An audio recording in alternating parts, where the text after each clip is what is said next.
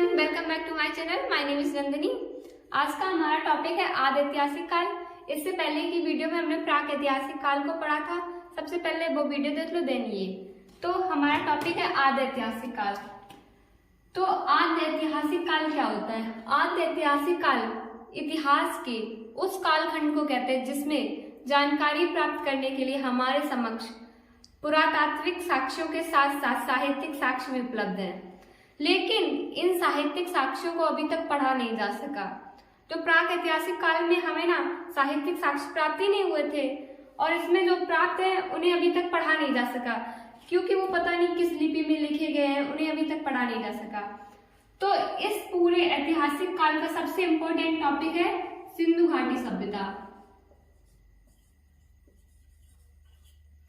सिंधु घाटी सभ्यता जिसे बोला जाता है इंडस वैली सिविलाइजेशन, जिसे बोलते हैं इंडस वैली सिविलाइजेशन। भारत में सिंधु घाटी सभ्यता सबसे पहली नगरीय सभ्यता थी। कैसी सभ्यता थी? नगरीय सभ्यता थी। खुदाई में प्राप्त अवशेषों से पता चलता है जो सिंधु घाटी सभ्यता के जो लोग थे ना, उनकी जो थिंकिंग मतलब सोच थी वो काफी विकसित थी, डेवलप टाइप की थी। उन्होंने पक्के मकानों में रहना स्टार्ट कर दिया था। तो मेरा क्वेश्चन ये है, जो ये पूरी सभ्यता है इसका नाम सिंधु घाटी सभ्यता कैसे पड़ा? क्योंकि जो ये पूरी सभ्यता में क्योंकि ये जो सभ्यता थी सिंधु नदी व इसकी सहायक नदियों के आसपास के क्षेत्र में काफी विकसित हुई थी, इसलिए इसका नाम सिंधु घाटी सभ्यता पड़ गया।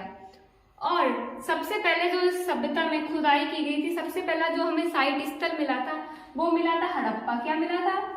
हड़प्पा। तो इस सभ्यता को हड़प्पा सभ्यता भी कहते हैं। तो इतना हमारा क्लियर हुआ। अब हम देखते हैं कुछ इसके पॉइंट्स। जो ये सभ्यता है ना, ये 13 लाख वर्ग किलोमीटर में फैली थी। कितने में फैली थी? सिंधु सभ्यता कितने में फैली थी? 13 लाख वर्ग किलोमीटर में फैली थी। और अगर कोई पूछे इस सभ्यता का आकार कैसा था, इस सभ्यता का आकार त्रिभुजाकार था।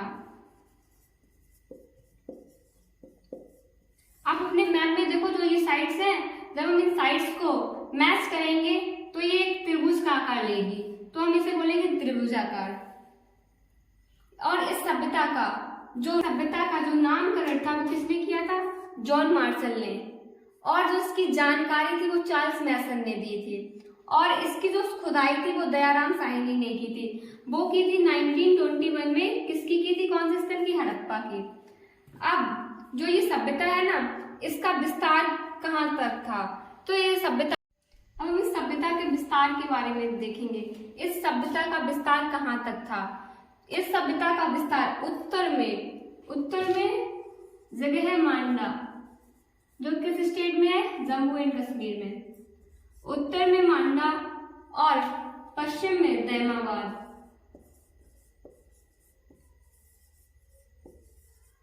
जो कहाँ है? महाराष्ट्र में। उत्तर में जम्मू कश्मीर तक, मतलब मांडा जो कहाँ स्टेट है? जम्मू कश्मीर का। और देखो, जो पश्चिम में दैमाबाद जो कहाँ, जो हमारा स्टेट है महाराष्ट्र में स्थित था। और जो पूर्व में आलमगीरपुर,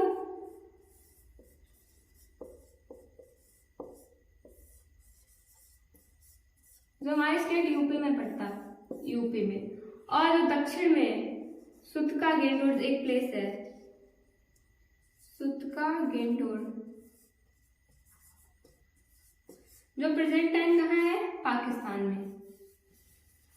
तो पूरब में सबसे पहले उत्तर में मांडा से लेके और दक्षिण तक सुतका गेंडोर तक ये पूरी सभ्यता का विस्तार था। इस सभ्यता का पूरा एरिया कितना था? 13 लाख वर्ग किलोमीटर। हमें फिफ्थ साइड में थे लोथल, जो कौन सी नदी के किनारे स्थित है? घोघा नदी के किनारे। तो इसकी जो खोज की थी M.N. रॉय ने की थी। कब की थी? 1957 में। तो हमें यहाँ से क्या क्या चीजें प्राप्त होती हैं? सबसे पहले हमें यहाँ एक मोहर प्राप्त होती है, जो किसकी बनी थी? हाथी के दांत की। हाथी के दांत की बनी, हाथी के दांत की बनी से बनी मेसोपोटामिया की मोहर।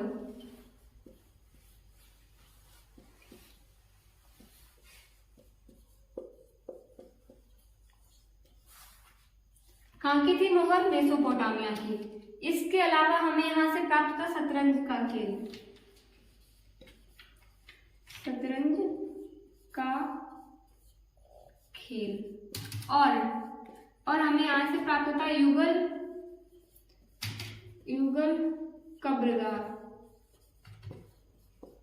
मतलब जिसमें दो लोगों को एक साथ दफना दिया जाए। तो हमें यहाँ से क्या क्या मिलता है? हाथी दांत से बनी एक मेसोपोटामिया की मोहर, शतरंज का खेल और युगल सब। दूसरी साइड हमें मिलती है ये, इसे सिंधी भाषा में बोला जाता है मृतकों का टीला। तो ये किस नदी के किनारे स्थित है? सिंधु नदी के किनारे। इसकी जो खोज और खुदाई किसने की थी? राखल दास बनर्जी ने। कब? 1922 में, 1922 में। तो हमें यहाँ से क्या क्या मिलता है? यहाँ से हमें विशाल स्नानागार मतलब स्विमिंग पूल, विशाल स्नानागार, विशाल स्नानागार, कांसे की नर्तकी,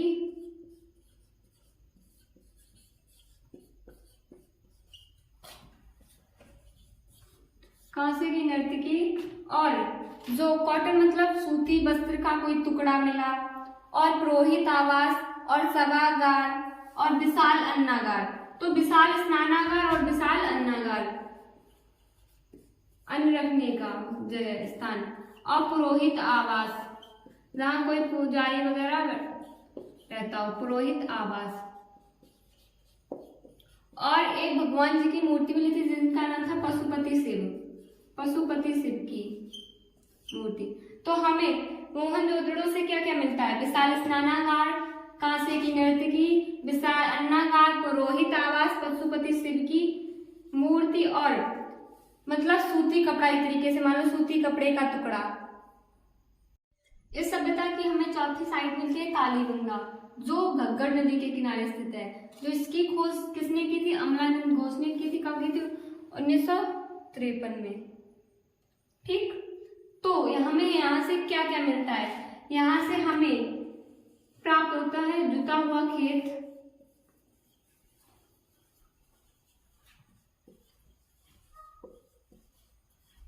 इसके अलावा हल और चूड़ियां। चूड़ियां हमें कहां से प्राप्त होती है? कालीगंगा से। जुता हुआ खेत कालीगंगा से, हल और कुछ यज्ञ का सामान, यज्ञ का सामान।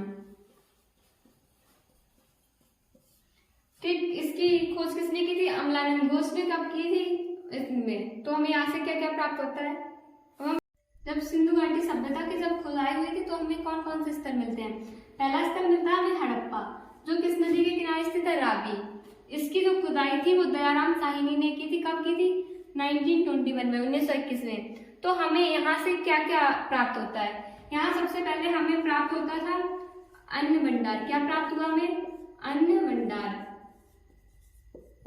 उसके बाद हमें यहाँ से प्राप्त होता है श्रमिक आवास।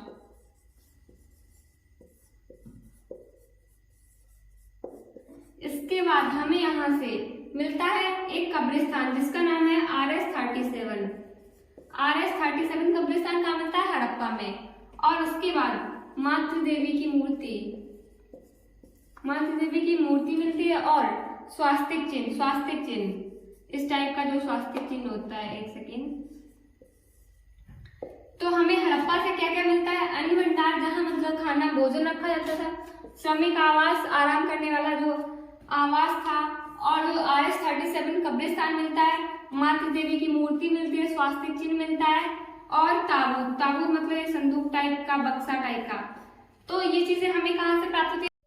हमें एक साइड मिलती है बनावली, जो कौन सी नदी के किनारे स्थित? सरस्वती। इसकी खोज RS बेस्ट ने की। कब? 1973 में। यहाँ हमें प्राप्त होता है, यहाँ नालियों की जल निकासी की अच्छी व्यवस्था नहीं थी, नालियां खुली खुली टाइप की थी। और हमें मिलता है एक सुरकोटदा जगह, जिसकी खोज जनपति जोशी ने की थी। कब की थी? 1964 में। यहाँ से हमें प्राप्त होता है हाथी, घोड़े, बेड़ी आदि की हड्डियां मिलती हैं। तो हमारा ये पूरा टॉपिक हो गया क्लियर। नेक्स्ट वीडियो में हम ऐतिहासिक काल के बारे में पढ़ेंगे।